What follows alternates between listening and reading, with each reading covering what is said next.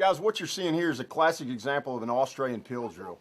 This drill, the purpose of the drill is to break contact under fire. Guys, for the combat side of the house, this may be out on patrol. It could also be for counter ambush drills, whether you're on foot or in a vehicle. Law enforcement, we could be on a man track looking for a shooting suspect in the woods. This is a formation we might use to prepare ourselves for any danger we might encounter during that track, and also once contact is made. Safety is extremely important through this, team safety.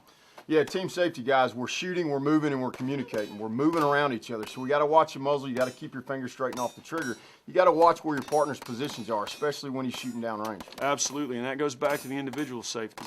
Jason mentioned finger living outside the trigger, muzzle pointed in a safe direction at all times, and being aware of where that muzzle is pointed at. It also goes back to we're getting into barricades and shooting around obstacles. We need to be aware of optics being clear as opposed to our barrels being clear. A lot of times guys will think they're clear to the target because their optics are clear, but their barrel might be pointed at the barricade. And we had an incident like that yesterday where somebody owes us some wood, right? We did.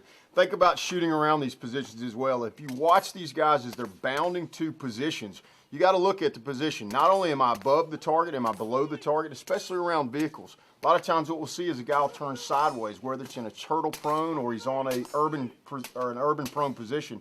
They may end up shooting the opposite side tire or the opposite side barricade because, again, they see the optic, but they don't see that barricade downrange. Absolutely, and we need to talk about contingencies, handling malfunctions. During this drill, you saw some refunctions needed on the weapons. Doesn't matter how well you shoot, you got to keep that gun running, and we go back to basics on this is a machine. I need to know how it works so I can get it back in the fight.